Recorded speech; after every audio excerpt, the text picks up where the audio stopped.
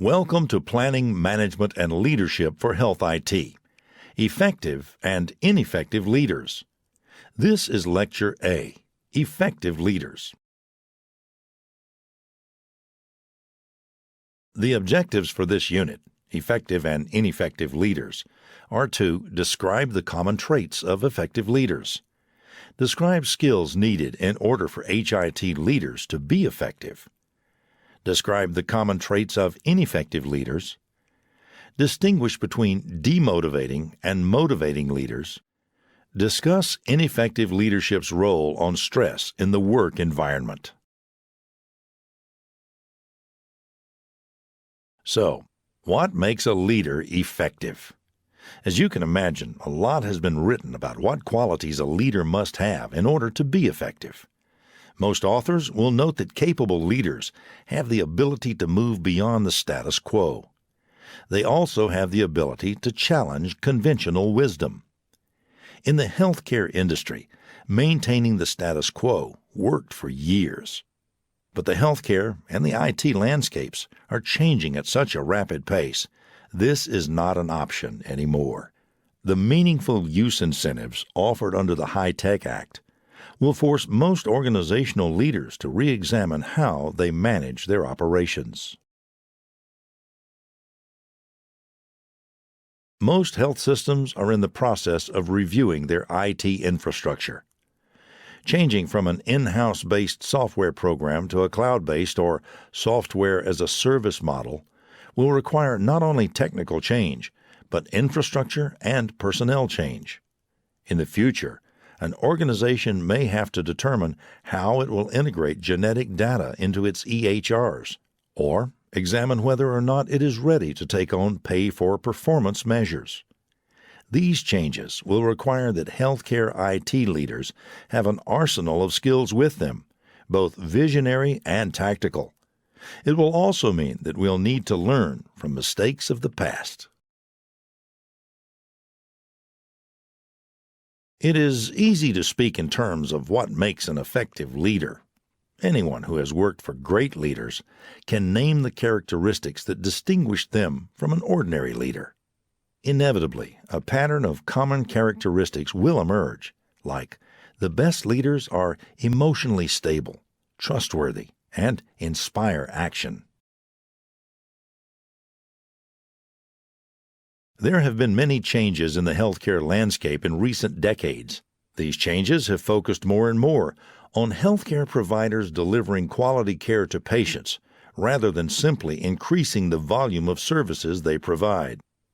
We've also gone from episodic visits documented on crude, non-standardized charts, to hundreds of thousands of paper charts, to electronic documentation. We've also gone from the single-system databases that were fairly easy to manage to having to determine ways to store genetic information about patients. There are approximately 24,000 genes in each human being. We have just begun to see the complexities that will follow with managing that volume of data elements. Healthcare has always been a 24/7 business, but we're now facing global pressures of medical tourism, which is when people seek medical care in other countries. This has led to disease-resistant strains of viruses from other countries, as well as our own homegrown variety. What all this means to the healthcare IT leader is that the old ways of managing won't work anymore. The landscape has changed, grown more complex, and your patients have access to almost as much information as you do. As a leader, you must ask yourself how you can effectively manage everything in your daily operational environment and still keep an eye on what's coming down the road. From a technology management perspective, we have come a long way from the techno-geek image that used to dominate the IT industry. In past years, it was not uncommon for a perfectly well-meaning and highly skilled programmer to unveil a piece of technology that he expected the clinical staff to devour.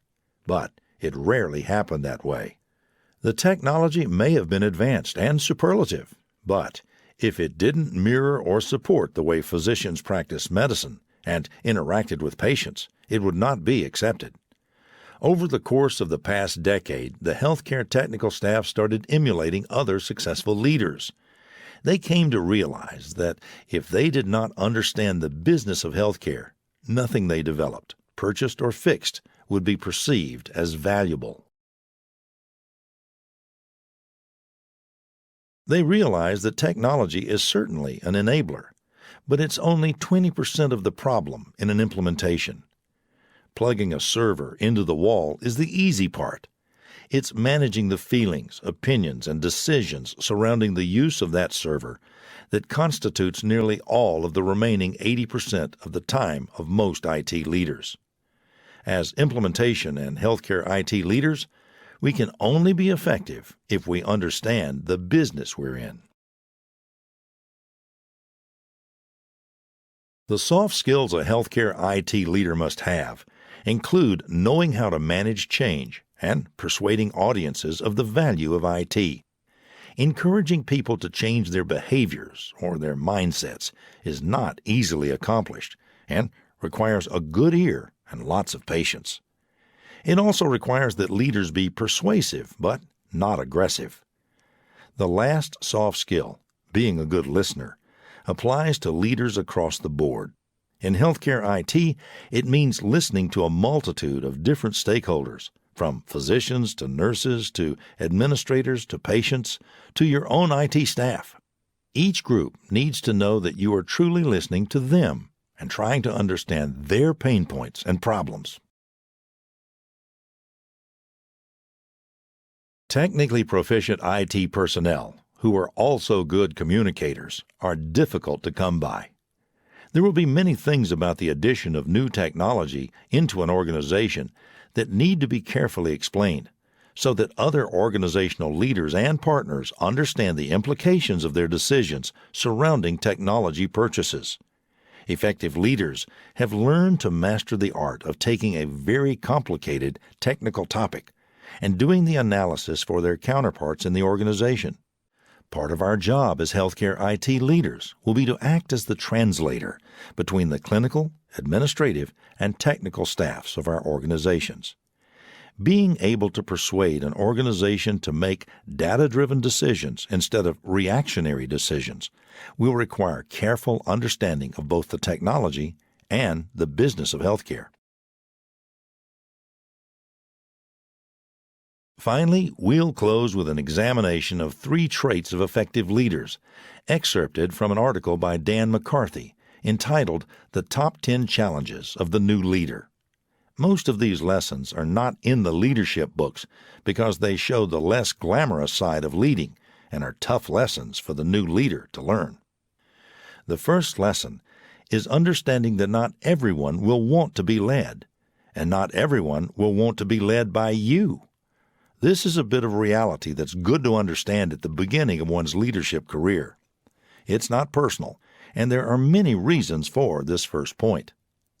Some people simply do not see themselves as followers. Some think they should be the leader, and some are simply withholding approval. The point is that leaders must earn the respect of the people they're leading. Having a title bestows nothing. The second lesson is that there is no roadmap telling you the best way to lead an organization or team or office. There is a quote in the article by McCarthy that says, "The most important part of your job is probably not in your job description." This means that you have to get your entire team to the finish line and across hurdles and obstacles. But it's your job. The successful leader will be unyielding in getting to that finish line. Finally, the new leader would do well to remember the parable of the scorpion and the frog. As described in Wikipedia, the story is about a scorpion asking a frog to carry him across a river. The frog is afraid of being stung, but the scorpion reassures him that if he stings, the frog would sink, and the scorpion would drown as well. The frog then agrees. Nevertheless, in mid-river, the scorpion stings him, dooming them both. When asked why, the scorpion explains, "I'm a scorpion. It's my nature." Being socially aware and observant about how individuals behave is a very important skill to learn for any leader, but especially for the new leader. If individuals appear to be bossy or unmanageable, you may need extra help in handling them in tough situations. Similarly, if an individual has a habit of missing deadlines or doing subpar work, you may want to rely on past experience rather than giving him or her a chance and running the risk of failure. Remember that it is nearly impossible to both lead a project and change individual behavior at the same time. For the sake of meeting a deadline or accomplishing a goal, you often must choose which one you're able to do successfully. This concludes Lecture A, Effective and Ineffective Leaders. In summary, being an effective leader uses up a lot of energy. Leaders often work long, stressful hours, and it's essential that they take care of themselves and avoid exhaustion. An unenergetic leader's message could be lost or misinterpreted.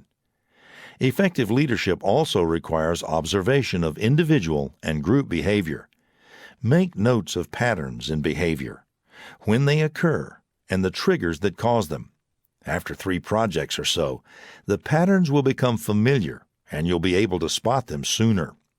Finally, being an effective leader requires the study of human behavior as well as your subject matter. One without the other is not enough.